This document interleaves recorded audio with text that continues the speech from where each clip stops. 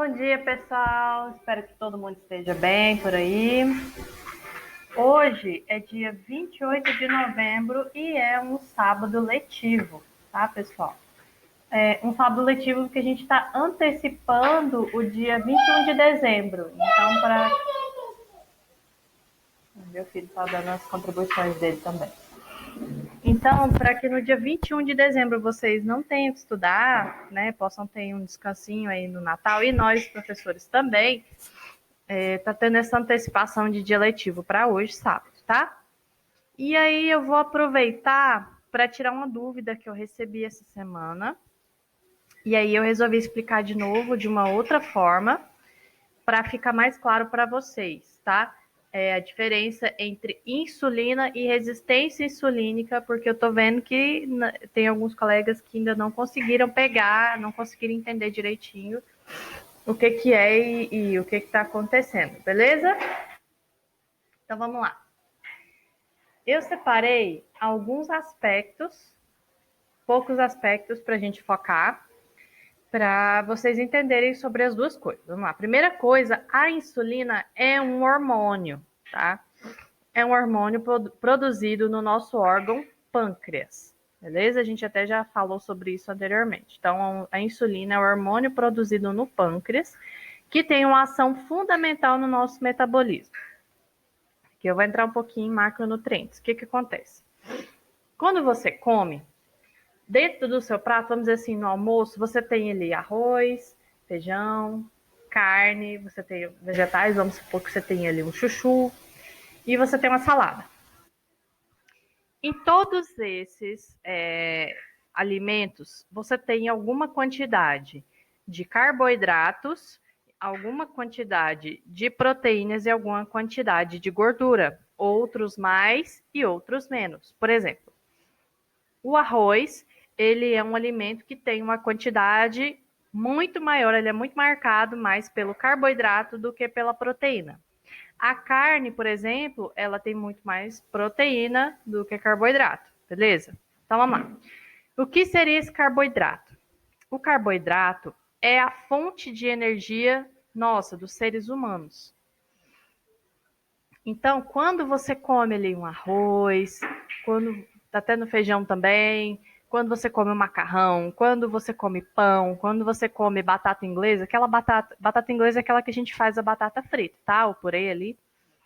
Quando você come esse tipo de alimento, ele entra no nosso corpo e começa o processo de digestão, onde o nosso corpo ele vai quebrando aquele alimento em pedaços cada vez menores, tá?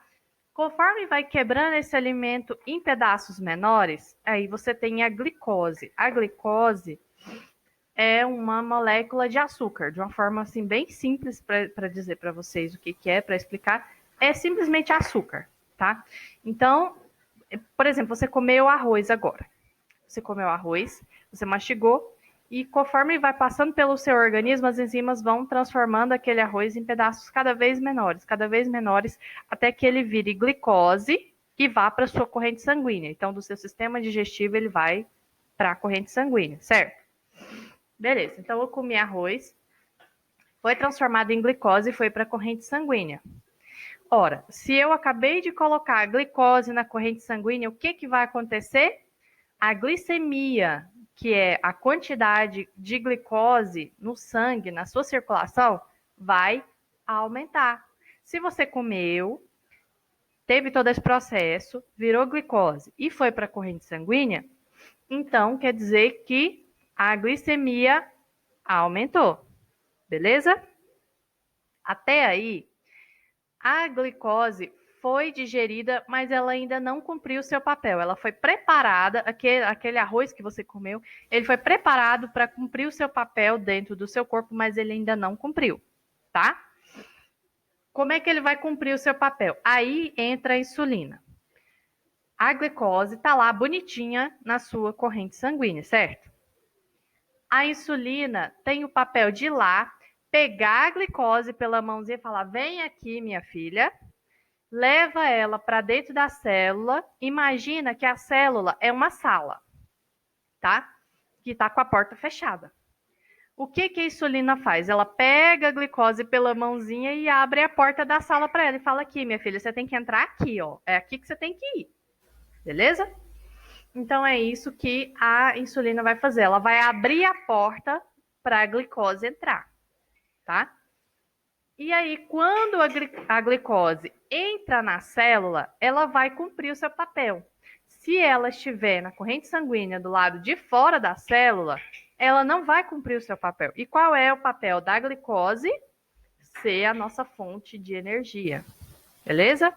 Então, a glicose é a nossa fonte de energia. Se ela não entrar na célula, ela não vai ser usada como fonte de energia.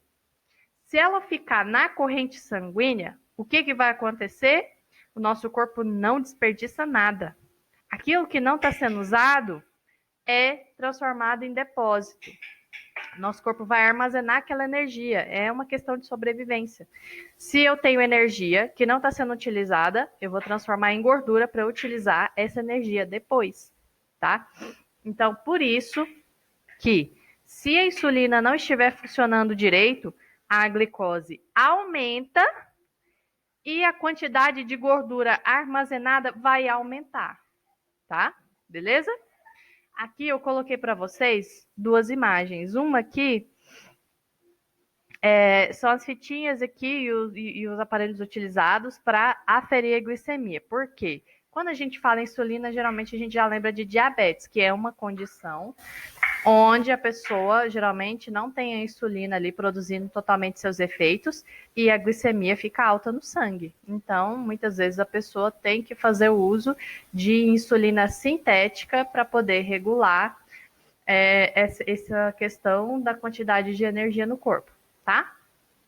Então, aqui tem outra imagem para vocês, que é da insulina. E aqui a gente tem a célula. Não sei se está aparecendo para vocês o cursor aqui, que eu estou tentando mostrar para vocês. Então, como é que funciona? Aqui nós temos a célula, aqui a gente tem um receptor de insulina, aqui a gente tem insulina. Então, vocês vão imaginar a insulina como a chave que abre a porta da célula, que vocês estão vendo, transportador de glicose fechado. Então, a insulina, se ela não estiver ligada na célula, a glicose não entra. Então, nessa primeira imagem, a gente vê a insulina fora do receptor e transportador de glicose fechado, que é a porta por onde a glicose vai entrar. Na segunda imagem, a gente vê aqui, ó, a insulina ligada ao receptor da célula, como se fosse a chave na fechadura, e o transportador de glicose aberto e a glicose podendo entrar na célula, beleza? Então, vamos lá. Resistência à insulina é uma condição patológica. Toda vez que vocês ouvirem patologia, é algo relacionado a uma disfunção do corpo, é algo relacionado a uma condição que vai trazer uma enfermidade, uma doença para a pessoa, tá? Uma coisa que não é saudável, que não está funcionando direito. Então, a resistência insulínica é uma condição patológica que vai causar o aumento da glicemia. Por quê? Então, aqui tem o desenho de novo. A insulina é a chave que vai abrir a porta da célula para a glicose. Se a glicose não entra na célula, a glicemia, que é a taxa de glicose no sangue, vai ficar aumentada. Se ela não entra na célula, ela fica na corrente sanguínea e a gente tem um aumento de glicemia, tá? Então, resistência insulínica vai gerar aumento da glicose na corrente sanguínea. E com isso, vai aumentar o risco de doenças cardiovasculares, tá? Pode aumentar. Por quê? Porque a própria glicose em excesso na corrente sanguínea, ela já é um problema, mas eu não vou entrar em detalhes com relação a isso, tá? Porque senão já vai ficar muita informação. E porque também, indiretamente, ela vai aumentar, indireta ou diretamente, ela vai aumentar a quantidade de gordura corporal. Aumentando a quantidade de gordura corporal, vai aumentar o risco de doenças cardiovasculares. Beleza, gente? Espero que tenham entendido, que tenha ficado claro. Espero que vocês tenham um bom dia de estudos. E é isso, a gente se vê na próxima semana. Até mais!